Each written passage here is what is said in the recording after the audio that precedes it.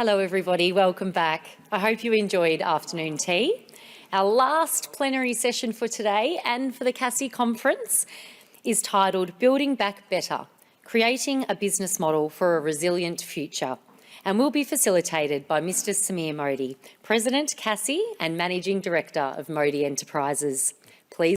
I'd like to welcome Naina, who is the CEO of AVPN. She's been known of building a large enterprise following, has been known as the top sustainable superwoman by CSR Works, board member of Global Resilient Cities Network, and she has been making a great impact with her philanthropy work all across the work she does. And she is the CEO of the largest family of networks, and Naina also serves as the chair of the IVPC. Welcome, Naina.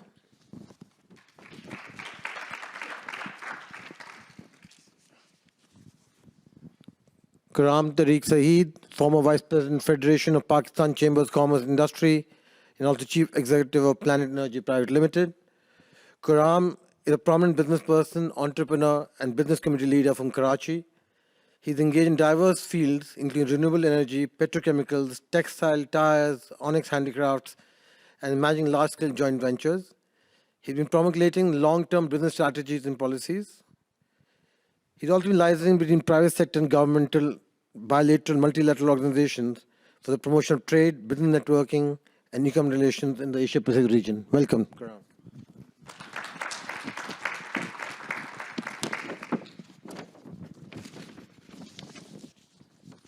Mr. Manish Singhal, Deputy General Secretary of the Federation of Chambers of Indian Commerce Industry, FICCI.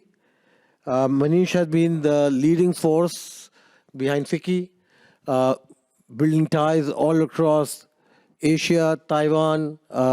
He's definitely been my big supporter during my presidency and before my presidency of CACCI. He's a postgraduate degree in mechanical, DC, and Masters in International Business. He's been leading FICCI since 2022 and oversees the global outreach of FICCI to further business interests of Indian industry and strategic approach of Government of India. He also oversees the Resource Conservation and Management and FICCI Quality Forum divisions, which focus on audits, improvement planning, and related capacity building initiatives with industry in India and abroad. Prior to FICCI, he has spent over 22 years with some of the best-in-class Indian transnational companies like Tata Motors, Eicher, Tata Autocom Systems, Moser Baer, and BEML.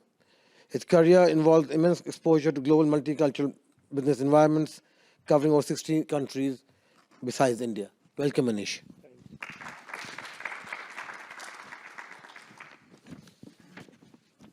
Today's session, Building Back Better, Creating a Business Model for a Resilient Future. Naina? I really want to thank Peter and congratulate you on your upcoming presidency. I think just as Samir mentioned, that it was, it is really interesting now, especially post-pandemic, to really talk about what is the role of business and how does it really change what it does in society. I run AVPN, which is the largest social investment network across Asia. We have more than 600 members from 33 countries. We're present in 14 countries across Asia. We're headquartered out of Singapore. And just to give you an idea of size, our members, which comprise foundations, family offices, corporates, universities, impact funds, together deployed more than $20 billion towards impact in Asia last year. So if all of us, really look back, the last 3 years were something that I don't think any one of us could have even imagined that we would go through. And the economic recovery that's starting to take place really actually shows us that there's a lot to be done. We all talk about the Sustainable Development Goals by 2030. There was always a gap in Asia for us to meet them. The pandemic has just pushed it back and made it much bigger.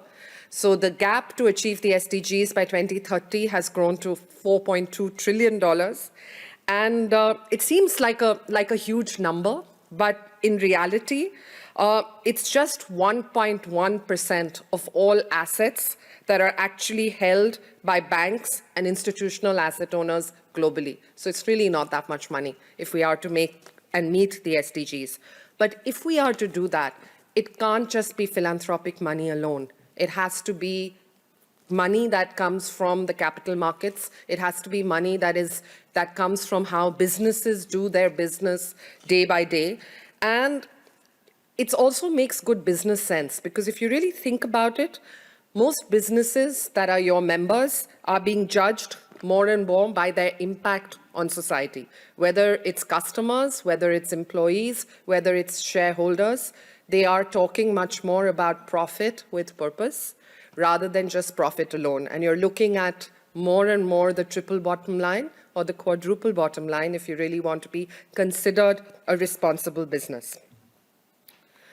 So why am I here? I'm here because there's a lot of interest both from Australia as well as from Southeast Asia in terms of deepening ties.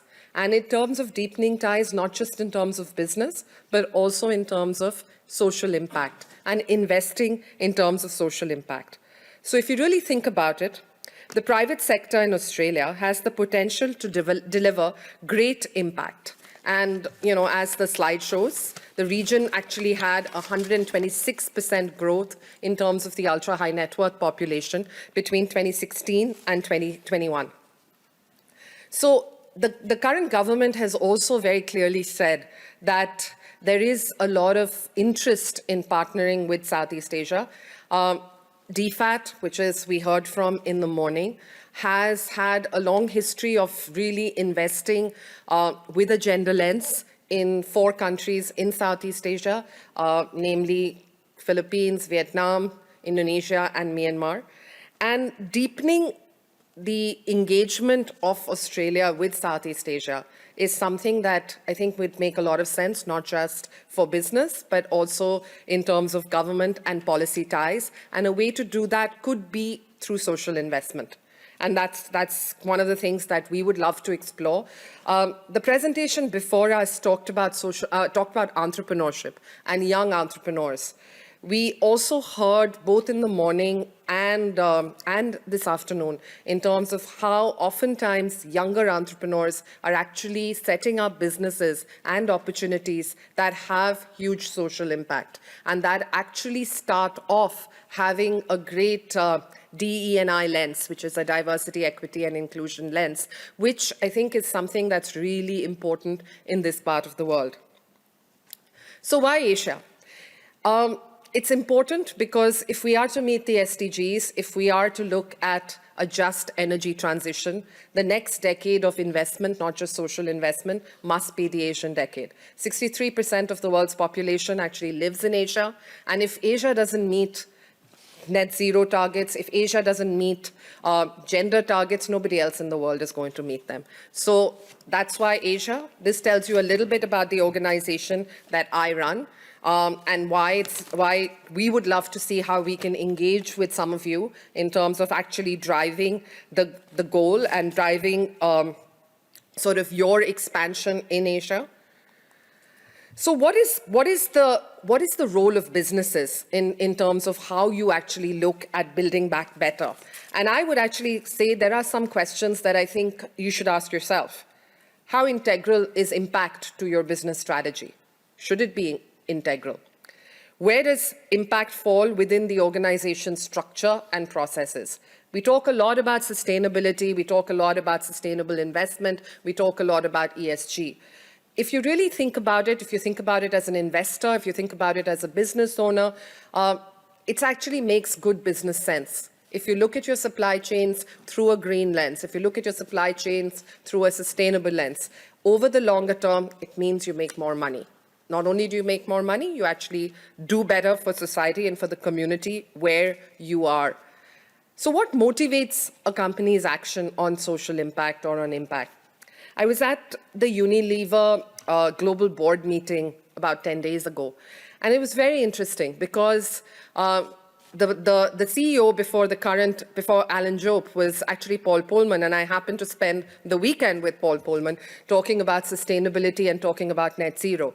He's actually made you realize why it's really important and why it's really important from a business's perspective. Unilever has come to be seen as a multinational that actually walks the talk, that talks about green packaging, that talks about the footprint that it's happening, and that has affected not just the price of its shares, but also customer loyalty, customer demand.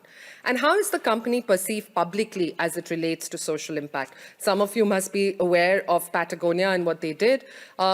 We've realized that a lot of people, when they now go out to shop, choose to shop at Patagonia because the company actually makes a stand and shows you where they belong as part of social impact. So therefore, I think it's more and more important that businesses start thinking about how are they building back. It can't be business as usual. It needs to be business that is good for everybody. So what's the steps to take to scale impact? It starts with being bold. You need to go beyond CSR, and CSR, which has just been typically tick the box. You need to apply an impact lens across employee engagement.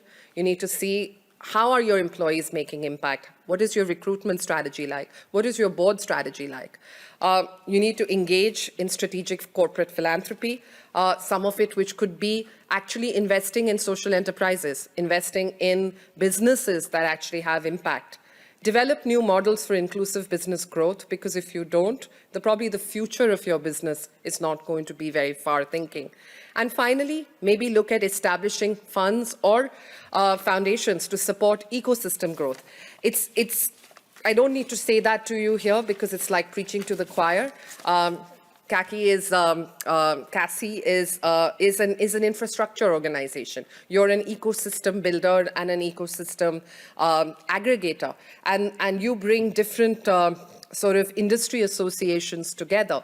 So that's why, in terms of the impact space, it's what AVPN does. We bring different groups of players together, we bring uncommon allies together, and there aren't that many ecosystem builders or infrastructure organizations around. So that's something that's good to look at as you think about what you should support. Constantly look for gaps and untapped opportunities. This makes a lot of sense from a business perspective. When you think about bringing a product or a service that's not easily available, you can look at digitization in terms of how you do that. When you look at last mile healthcare, you look at last mile financial services. Those are huge business opportunities, but that also produce significant impact. Think about novel products, services, or financial models. For us, for example, we've launched a $25 million gender fund, which actually looks at investing in organizations that provide economic empowerment for women and girls across Asia and Asia Pacific. Support early stage enterprises or support sectors that have had historical bias in terms of getting capital allocated to them. This could be businesses that support indigenous communities. It could be businesses that support historically marginalized communities. And there is a huge opportunity for this in terms of especially micro and small businesses across Asia, Asia Pacific. And this is something that AVPN does through its funds, through its connections that it makes to investors. Collaborate with unlikely partners. The issue that you often have, and when people come to AVPN, one of the things that they tell us a lot is that, oh my God, I didn't realize I was going to meet so-and-so, and this has led to me developing something. We had Mark Harwood talk from YGAP this morning, and he talked about a digitization program that they ran in Fiji. And after his presentation, he actually told me that this program actually had its beginnings at AVPN. He was at an AVPN conference in 2015, where he met with a woman who ended up leading MasterCard's Center for Financial Inclusion. And when he started thinking about digitization in Fiji, he approached her. And one thing led to another. As he said, it was a perfect storm, and MasterCard ended up sponsoring that entire project. So you never know who you're going to meet. You never know who you're going to talk to. You need to involve policymakers in a lot of countries, especially across Asia, because if you are going to drive impact, if you are going to work in untapped sectors without government, you're not going to be able to do it. It's always helpful to pool resources. We found that very, very useful amongst our members. And finally, as I said, it's important to support the ecosystem infrastructure. We've been successful in doing that. We were the impact partner for Indonesia's presidency of the G20. And one of the things that we've done as part of that is actually launched a digitization task force for MSMEs and SMEs. We've launched a healthcare pooled fund that's been funded by Macquarie, Vitol, Johnson & Johnson, and Chevron. And we've created an inclusive capital platform, which is a funding mechanism that brings businesses, investors, philanthropists, and policymakers to support the growth of MSMEs in the region. If any of this sounds interesting, both Ruth Jones, my colleague, and I are here, and we can tell you a little bit more about AVPN. Finally, we believe that businesses have a huge potential to create positive and social and environmental impact and actually do it at the scale that individuals cannot. So it's really important that as business leaders, as associations of businesses, we start thinking about what is the impact that we want to create, what is the kind of society that we want to build, and how do we want to build back better. We often talk about sort of bouncing back. It's not bouncing back, it's actually bouncing forward. I talked to Peter about this when I was here in the morning. It would be wonderful to see more women. It would be wonderful to see people from different communities in gatherings like this. And it's important that all of us take a step to do that. Thank you again for your time and for listening to me. Samir Modi, President CACCI and Chair for today's session, fellow speakers. Mr. Jamal, former President CACCI, Peter McMillan, incoming CACCI President. Yesterday, actually, we had a talk with Peter that when does he or we take charge? And he said it's either from yesterday or first, but you're still President-elect. So we take the charge. It's not like we're trying to kick you out earlier, Samir. Colleagues and delegates from CACCI member countries, ladies and gentlemen, good afternoon. At the outset, I want to thank CACCI and the Victorian Chamber for organizing a wonderful conference.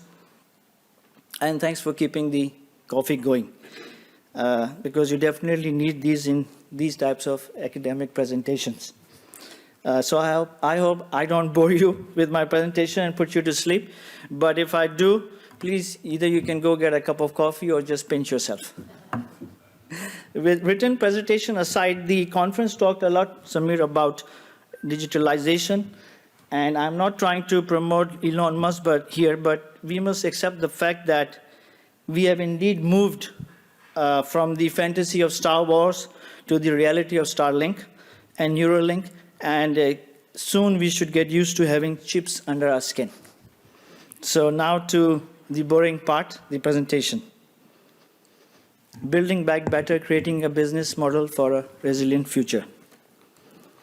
So the scheme of presentation today is that talking about the long-lasting impacts caused by the events of 2020, which is COVID, the reassessment, how can companies develop competitive advantage, building business resilience, business trends post-COVID, role of chambers of commerce to build resilient future.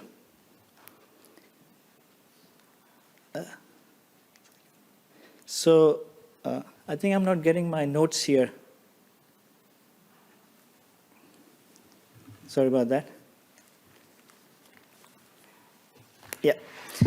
So in creating a business model for a resilient future, as businesses look beyond the COVID-19 crisis and reflect on its impact, they need to act to reshape for the future. Global disruption caused by the COVID-19 pandemic has underlined the importance of taking a stakeholder-first rather than a shareholder-first approach.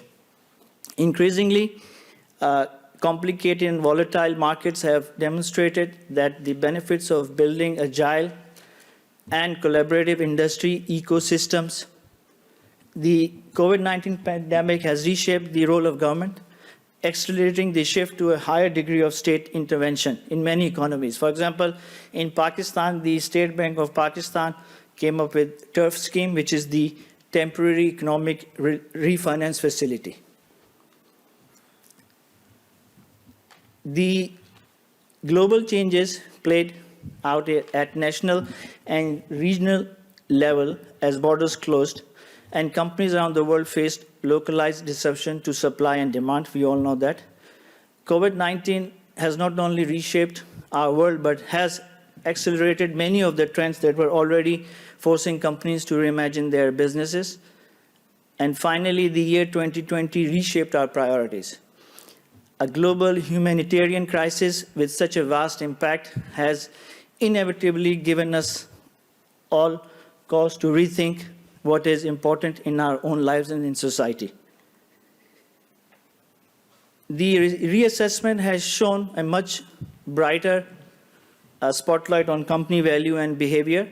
It has put companies on the front line of protecting public health, protecting their workforce and customers, to repurposing production lines and vaccine development. Focus on corporate purpose was increasing even before the pandemic, but COVID-19 has created high expectations of social responsibility, with businesses rising to the challenge. COVID-19 has solidified the sense of purpose in companies and underlined the importance of trust between society and corporations. Strategies being developed now are increasingly built around long-term goals with a wider range of stakeholders in mind. Where once the primary focus was the shareholder, broader groups, including customers, employees, suppliers, and society at large, through environmental and social goals, are gaining importance. According to the Global Common Sense Survey 2020, 91% of investors said that non-financial performance played a pivotal role in investment decision-making. Here, I have identified 6 areas. How can companies develop competitive advantage? Collaboration, consolidation, new initiatives, supply chain resilience, ecosystem, and competition. The idea that a company is only as strong as its weakest supply chain link isn't new, but COVID-19 and Brexit have brought this risk, as well as the benefits of collaborating across industry ecosystems, into a much sharper focus. Natural disasters and geopolitical shocks have tested supply chain resilience in the past, but not on this scale. In response to unparalleled disruption to production and supply lines, major companies have rapidly stepped up existing schemes to monitor and support stressed suppliers, with an increasing focus on faster payments and even direct intervention to promote consolidation.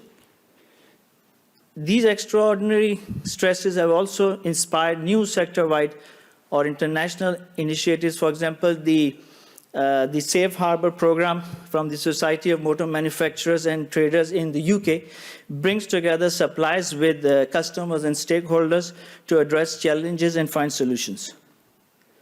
Equally, regions are taking a collaborative approach to support the industry, with initiatives such as the Supply Chain Resilience Initiative between Australia, Japan, and India, which, in light of the COVID-19 pandemic, aims to address supply chain vulnerabilities and build resilience in the Indo-Pacific region. 2020 also brought unparalleled collaboration within industry ecosystems. According to the 2020 Global Realizing Strategy Survey, 97% of executives indicated that they are likely to partner with competitors. Competitors have also put differences aside to overcome shortages, fix supply chain disruptions, issue mutual messages of support. For example, the development of vaccines in record time frames while offering doses at cost prices. The building business resilience, 5 areas I've identified: resource sharing models, address vulnerabilities, transforming workforce, consumer engagement, climate adoption, and clean energy. In a world where end products are growing more complicated and markets increasingly volatile, resource-sharing models have the potential to improve enterprise resilience and reduce risk. Market dislocation has exposed the limitations of rigid, linear supply chains and the resilience of agile network ecosystems in which all parties work collaboratively. COVID-19, Brexit, US-China tensions, a global reliance on Chinese medical imports, in addition to wider geopolitical tensions, have exposed the vulnerabilities of cross-border supply chains, encouraging greater consolidation and localization. Companies need to build deeper knowledge and relationships throughout their supply chain and take a proactive approach to find and address the weaknesses. The challenge of transforming a workforce from office-based to home-based didn't end with the physical movement of people and equipment, but supporting employees and sustaining a sense of belonging has arguably been a bigger test. Workforce engagement takes more deliberate design, practice, and measurement when we are not physically together. It calls for more deliberate action and for a mindset that keeps people and culture front and center. Employers are becoming more engaged and taking more responsibility for the safety and the mental and physical health of their employees. The change in mindset needed to engage with customers online goes beyond technological infrastructure. Deploying enough capacity to continue serving consumers online was an immense challenge for retailers, but the ability to deliver was just one part of the equation. Retailers also needed to rapidly understand the impact of the pandemic on consumers' lifestyle and reassess how they engaged. The EY Global Future Consumer Index has shown that not only are 49% of consumers visiting physical stores less, but 39% of global consumers are shopping more online for products that they previously bought in stores. Nevertheless, the trend toward online has not removed the desire of consumers to engage with the products. Companies that can replicate the in-store benefits, like I discussed yesterday, of physical engagement with both products and staff, and use the insight from increased digital interaction will have a considerable advantage. Climate change is a major global challenge that requires sustainable business models. Technological advancement driven by green technology and green business practice are required. We need to initiate decarbonizing business models. One example can be the carpooling. As you can see from this graph, the last line in blue represents renewable energy, and you can see its rise. First line is coal, and I think given the energy crisis, shortage of natural gas, etc., and now in light of the Ukraine war, coal has gained momentum as well. Talking about the rise of e-commerce is no surprise, as can be seen from this table. According to the United Nations Conference on Trade and Development, top e-commerce sites like Alibaba, Amazon have doubled their sales. The Chinese sites have actually have a reduced sale. That's because of the negative effect on the digital sale of the strict lockdown in China compared to the West. That affected the supply chain, and delivery services were completely disrupted. Next two slides were also shown in an earlier presentation today by President FPCCI. I promise I have not stolen these, but this is what we call resource sharing, because we are sharing the same from Federation, so using the same research-based department. Moving onto the slide, the technological growth in Asia, according to the UN e-government survey, shows the increased use of digital platforms by the governments during and post-COVID, while the reduction in e-participation is mainly due to relaxation of COVID.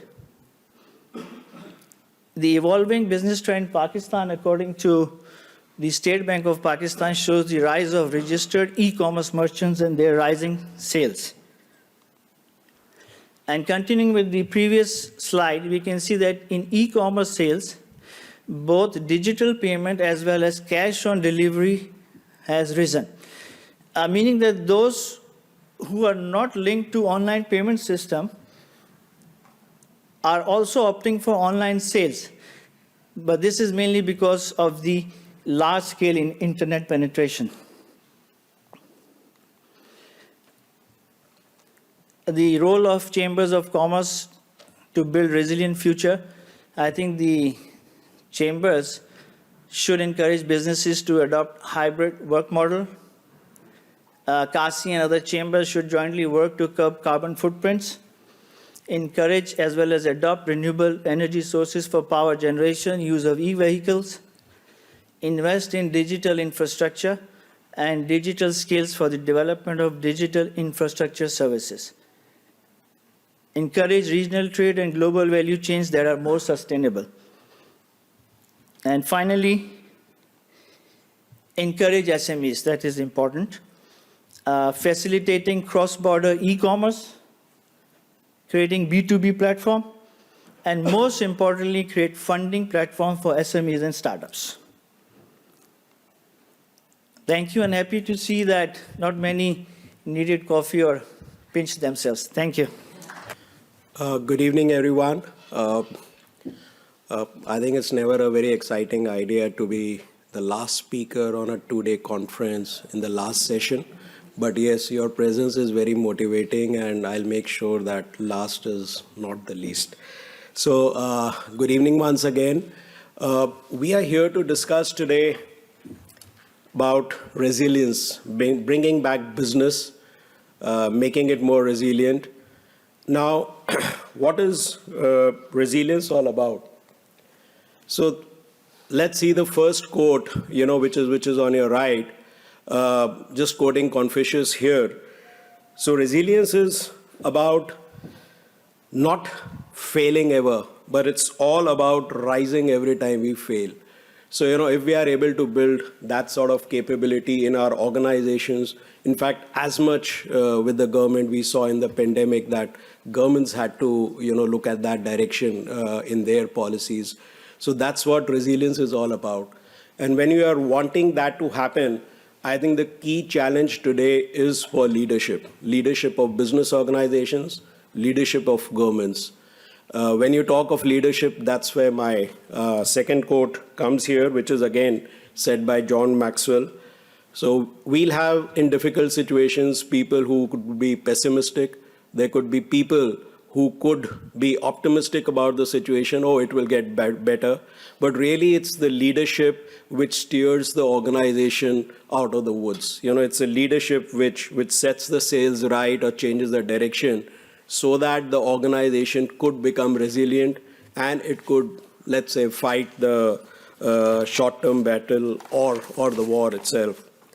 So why are we discussing this? And a lot of my previous speakers last 2 days have actually touched upon various aspects of resilience, how to reach there in threadbare detail. So really my job becomes easier. I don't have to repeat much out of it. But then why we are looking at all this is because in today's world, change is the only constant. And I'd rather say that disruption is probably the only constant, and business leadership is where all the difference happens. We also discussed about the social aspect, which Naina touched upon in detail, and some other speakers earlier last 2 days. So that's where probably not only the governments, but even the businesses also step in. I'll just touch upon that later. So when it comes to leadership, how is leadership trying to reimagine their business models going forward? When they reimagine, the belief is that they have to keep only two aspects in mind. One is how to democratize the business gains, and also when it comes to the governments, how to democratize the economic gains which we are making, so that a larger set of population is, or a larger set of people in an organization are benefited from it, which is something which we saw that didn't happen. We went the reverse gear as far as disparity was concerned during the pandemic, but probably that's what a disruption does. It does set back the weaker of the lot in every organization or country. So the key for leadership today is how to de-risk their business, how to decentralize also. That's another strategy to de-risk the business.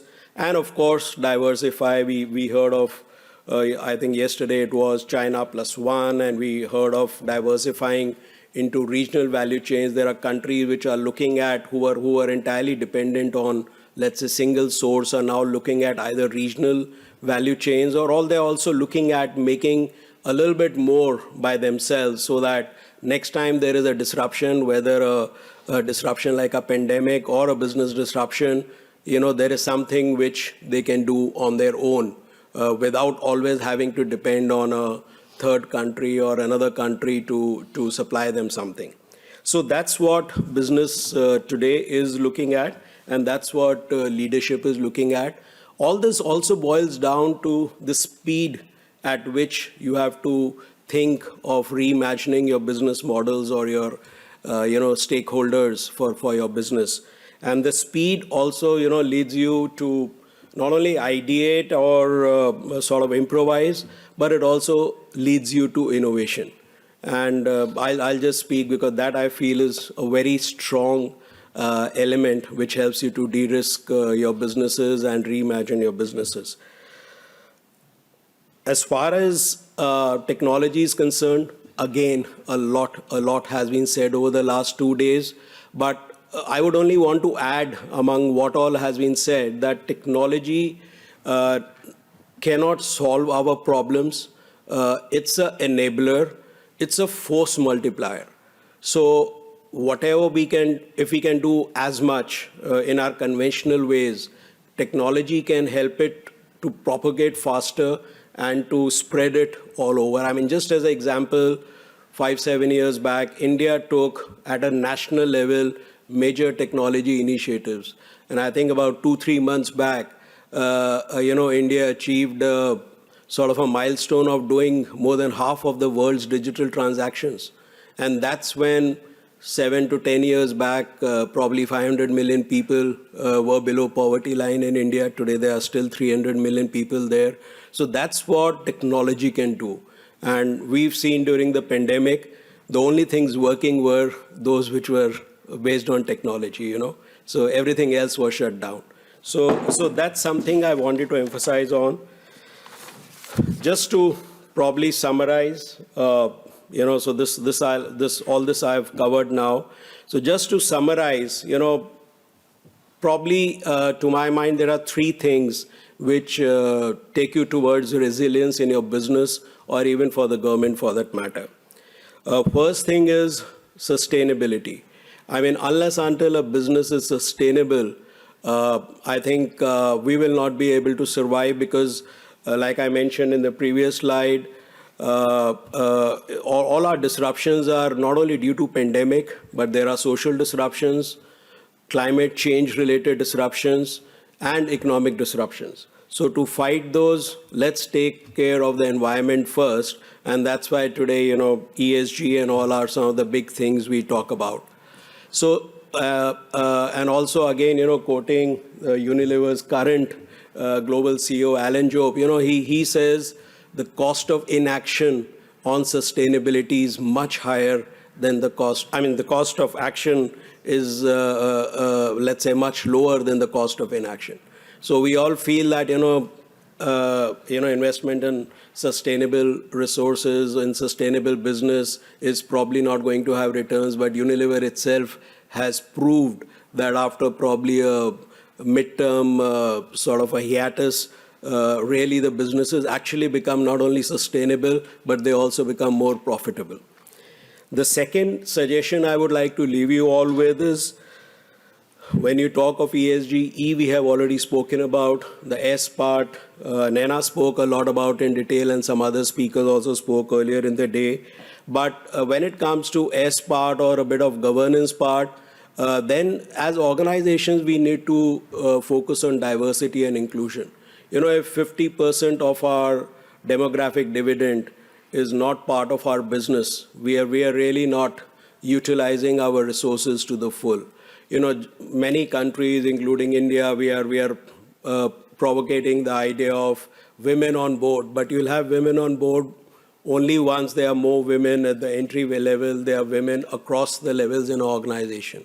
And the organizations have to really gear up accordingly. And, you know, of course, there are organizations who also now need to look at how the LGBTQ community gets included in the society. And of course, we looked at the entire, all the segments of the economy, which includes the SMEs. Also, again, during the pandemic, we saw the SMEs, and especially the women-led SMEs, which got a bit of brunt of it.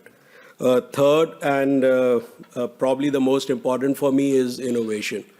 A lot is said about innovation, but I personally feel that unless until we keep on innovating, there is no way out. You know, we can not fight the changing environment, and especially when you have disruptions, the only way forward is innovation. Innovation also means that innovation by one organization could be a disruption for another organization. But that only means that every organization has to keep on innovating so that they can not only survive but also thrive going forward. And that's what helps you to make the businesses survive for longer. We've got enough examples, I won't repeat, where organizations have died because they couldn't innovate and adjust to the new environment. And just, I think, if I'm correct, Steve Jobs has once said that if you keep on doing the same thing, don't expect different results. So if you want things to change for yourself, you have to keep on innovating. So with these words, I would just want to add a few lines about what chambers and organizations like CACCI can do. You know, in 2019 or 18, we started talking a lot about Asian century. A lot of speakers today and yesterday spoke about it. Then we thought that pandemic has happened and, you know, all that is lost. But actually, if you see, I think Asia has been more resilient, barring some pockets here and there, than the West all through the pandemic. And so the Asian century dream is still alive. And CACCI, with its membership spread across Asia, I think can play a very large role. You know, our chamber in India, FICCI, which is the oldest and the largest, that can play a very important role, of course, because we work in all sectors of the economy and have a very large reach in the industry itself. So similarly, all the CACCI member countries, they are led by some of the premier and the top chambers in their countries. So involving business could be the way forward. And some of the three ideas I have left you all with here today could be something which CACCI could take up and propagate among members and rest of the world. So with these words, thanks a lot, and looking forward to be with you all in future. Thank you. I think that the session has been very innovative, informative, and I guess inclusive, to say the least.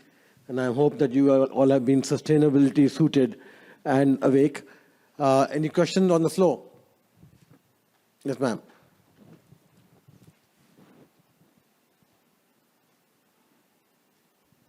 Thank you. Thank you for a fantastic way to finish the conference. It was really insightful. My question is the role of technology and sustainability, particularly all of the panelists. But I'm curious to see how you see the role of technology playing its part in proving sustainability, in showing provenance of product or service, is that something that's been, or what's the rate of take-up of use of other types of technology besides digital activity with websites and e-commerce sites? Are there other types of technology that are being used or talk about to help consumers understand where the product originated from, or is that something that's important to consumers now? Okay, so I'll share my views first on this. So see, when we talk of technology, you're right, there's one part of it which is digitalization, and the other part is technology in our manufacturing, technology in our processes by itself. So again, just invoking the example of Unilever, their current India CEO happens to be the FICCI president, so we've got a lot of insights into their working. And of course, Mr. Alan Job has spoken to FICCI on a lot of things which Unilever is doing worldwide. See, one part of it is people use digitalization to improve and make the processes better. Also because digitalization helps you to eliminate a lot of resources, resources not as in people per se, but let's say resources as in paper or other resources which somewhere actually impact the environment. However much we say, but each piece of paper we use does impact in cutting a tree somewhere. So that is one part of it. On the other hand, of course, the simpler part of it is either recycling the waste or using more environmental friendly materials. Today you have plastics which are biodegradable, and especially in the West, a lot of that use has started. So that's one part of technology which can be used.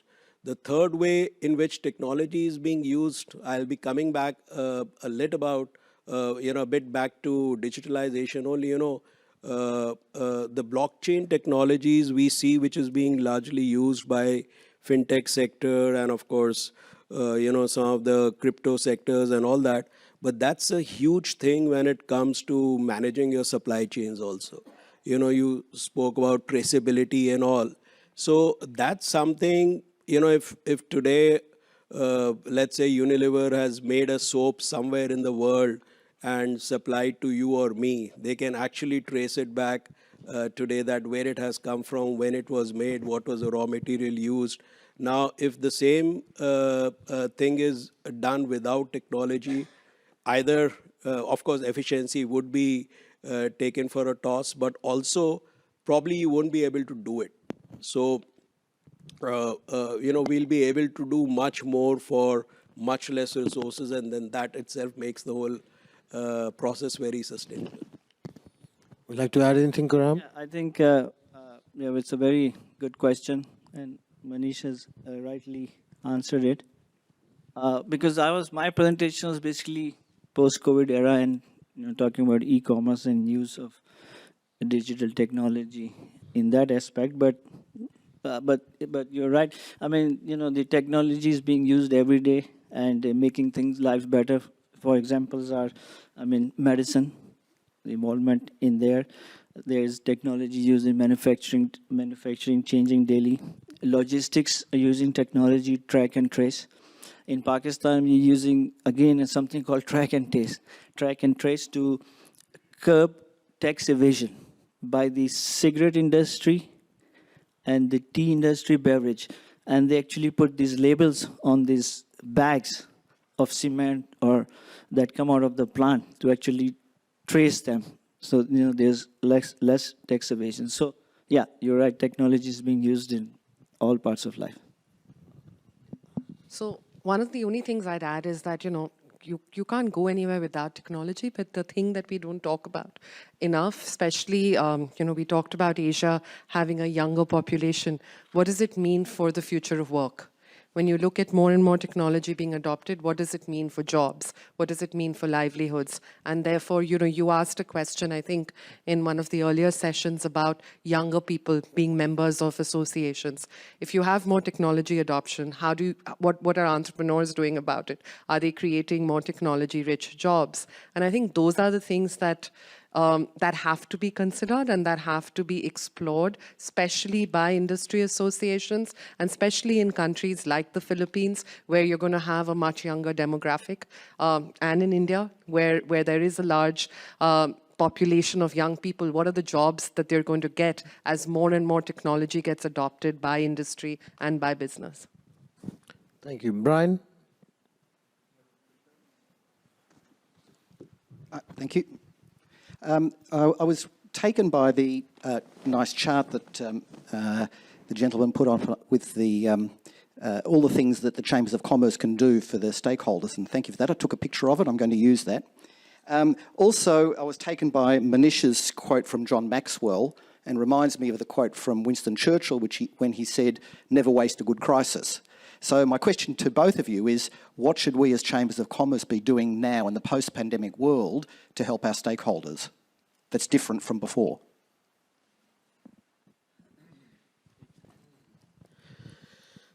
Okay, like I sort of ended my talk with, I think as chambers also we need to reinvent ourselves.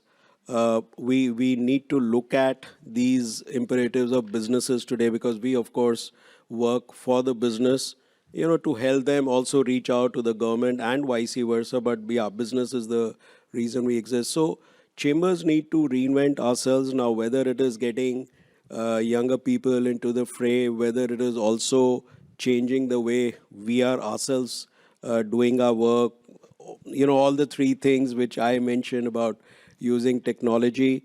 Also, like I said, probably propagate this message about, how to innovate, how to reinvent. It's always easier said than done, but to work with maybe industry and especially the small and mid-sized companies, because that's where they lose out. They are not able to find their way. So I think we focus on these small and mid-sized companies today as chambers and handhold them into adopting the ethos of sustainability, of ethos of social and governance, because they are the ones who will become the big corporates of tomorrow. I think that's where I think chambers could start with. And the SME segment is the one which also looks at the chambers for a lot of this assistance and help. The larger corporates, the big multinational corporations can still find their way. Even during the pandemic, the larger ones are the ones who survived. Whatever economic growth I spoke about, in Asia, which is happening, the resurgence has been largely due to the large corporates and the big sectors. The SMEs are still trying to find their way out of the pandemic. Brian? Thanks very much. Brian Clark. My question to the panel generally is, it's all very exciting, but what if we're wrong? What if it's not better? So, and I just use the examples of Sri Lanka, I think had a policy around adopting organic farming methodology and then caused a food crisis. We have, from Australia, we sell a lot of coal. Have a look at who's buying coal. It's Asia. So we want to deal with climate change, except Asia generally is buying an awful lot of coal and they don't look like stopping just yet. Robotics, the answer to robotics is, how do you deal with a labour shortage like Australia has? You go to robotics to deal with that.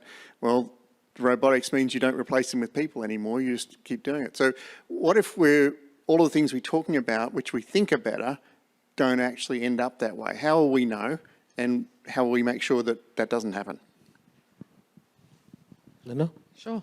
No, I think that's a really good question. And, if you really think about the discussions at COP last week, the fact that you're talking about actually paying countries for those where they have had the biggest amount of pollutants that have not been caused by them. Indonesia has a really good solution to what you said. There's a lot of pressure from the developed world, from climate activists to retire coal mines. And you're absolutely right about Asia being reliant on coal.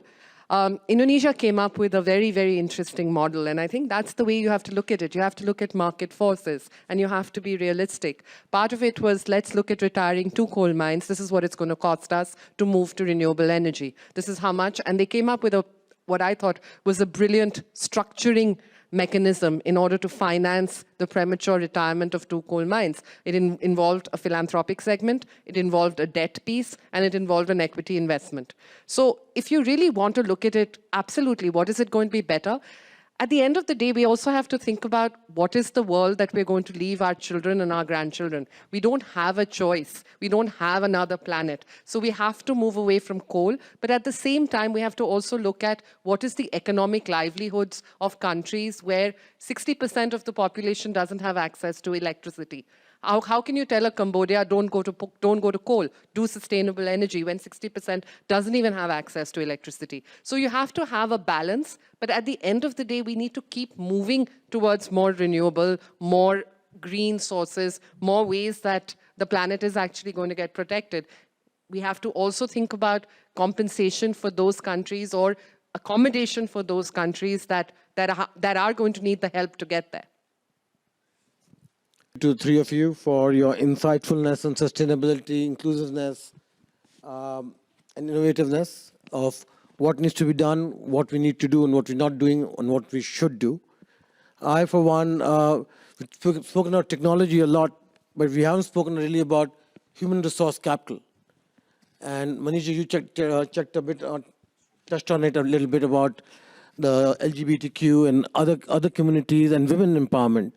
Now, counting the number of women in the session is only 15, and we're largely led by men. While I feel that women are key to any growth of any nation, any chamber, any company, any society. I for one, we employ 50% of our organization are women, and the growth that is happening in my companies is frankly being led by women. In the top 50 women employers in Asia. And I think that more and more technology is one hand, but the biggest technology that anyone can bring is human resource. And in human resource, a woman should be on top. Thank you very much. Thank you.